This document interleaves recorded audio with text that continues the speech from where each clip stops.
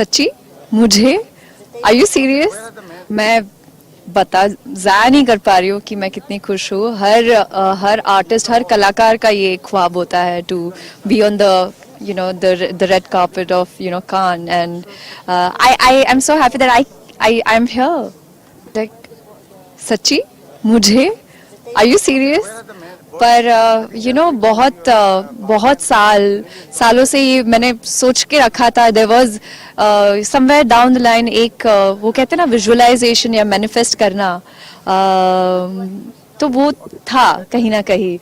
आज वो पूरा हो रहा है और बहुत ही it's a great feeling to represent our country at a global platform। और अब की जो एरा है जहाँ पर मुझे बहुत गर्व महसूस हो रहा है, क्योंकि ये एक ऐसा टाइम है इंडस्ट्री में कदम रखने का जहाँ पर फिल्में बहुत सारी अपॉर्चुनिटीज़ है आपके साथ, नॉट जस्ट फिल्म्स बट अभी OTT के साथ साथ एक क्लिक पे आपका कंटेंट पूरे विश्व में दिखाया जाता है।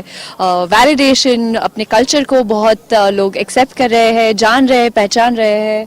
और गानों के साथ साथ, फिल्मों के साथ साथ डॉक्यूमेंट्रीज को भी अभी ग्लोबल लेवल पे इतना रिकग्निशन मिल रहा है, एकेडमी हो। तो I am just so happy to be entering the industry at this time. I must thank the entire team, क्योंकि the government उनके वजह से आज हमें ये मौका मिल रहा है। ग्रे गूस की वजह से मैं आज यहाँ पर हूँ इंडिया को रिप्रेजेंट करते हुए।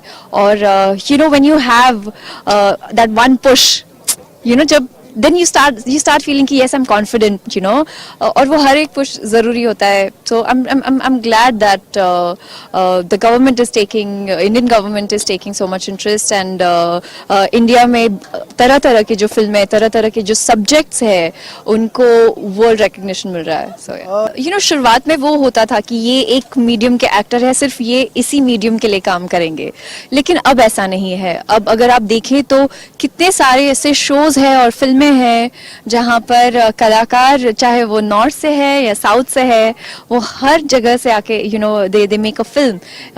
और today I am known as an Indian actress but not as Bollywood actress या टॉलीवुड एक्ट्रेस।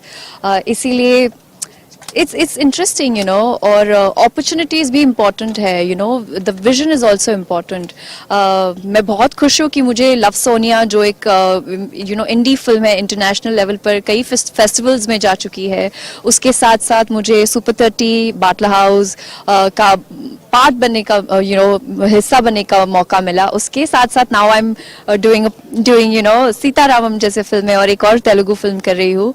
तो मैं बस चाहती हूँ कि मराठी हो गया, हिंदी हो गया, तेलुगु हो गया, बस अभी तमिल, कन्नड़ा, मलयालम, कितने सारी भाषा है, पंजाबी, गुजराती, इन सब के साथ साथ अगर वो फ्रेंच सिनेमा क्यों ना हो या स्पेनिश फिल्में क्यों ना हो, it's the art is growing and we are recognizing that। और thanks to all these people who put down so much efforts, उनके बिना ये बिल्कुल पॉसिबल नहीं है। अगर आप रीजनल फिल्म्स के बारे में बात करें तो जैसे मराठी में शाया है, कन्नड़ में कंतारा है, तो ये हमारे रूट से जुड़ी हुई है।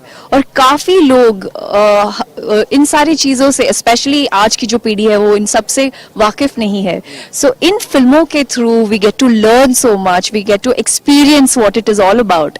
तो आई एम सो हैप्पी कि फाइनली इट्स नॉट जस्ट एक या दो लैंग्वेज, बट यहाँ पे चाहे वो मणिपुर से हो, चाहे वो महाराष्ट्र से हो, चाहे वो सिक्किम से हो, चाहे वो किसी भी पार्ट से हो, we are celebrating cinema. And I think ऐसे प्लेटफॉर्म पर इंडियन सिनेमा पूरे तौर पर अगर सेलिब्रेट करना इज़ अ बिग डील।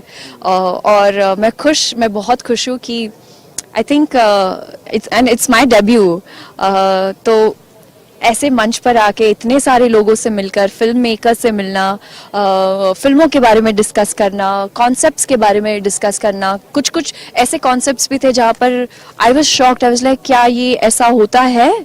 क्या इस देश में, इस कंट्री में के इस हिस्से में ये सारी चीज़ें होती हैं जिससे हम वाकिफ नहीं है। So it's a learning for me. मैं हमेशा से एक ऐसी लड़की रही हूँ जो फिल्म मेरे लिए एस्केप्स होते थे।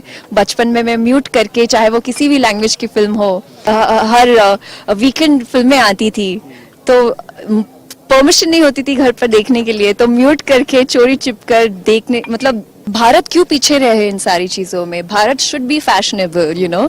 जब भारत का नाम पहले आए तो हम किसके लिए जाने जाते हैं? हमारे एम्ब्रॉयडरी के लिए, कलर्स के लिए, यू नो। अगर आप देखिए गुजरात में जिस तरह से वो घाघरा होता है उनका, द ज्वेलरी होती है ऑक्सीडाइज, उसी तरह से महाराष्ट्र में यू नो लक्ष्मी हार होता है, चपला हार होता है, तोंगल होते हैं, नथ होती है।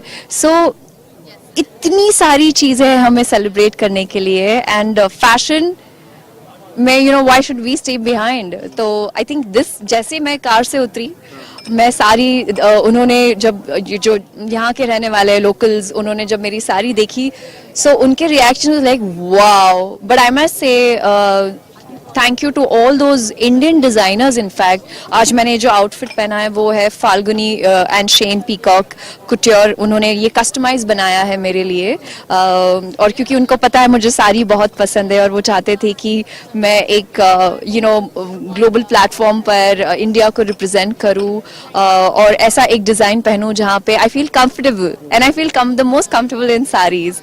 तो व्हाई नॉट फ्लॉन्ट?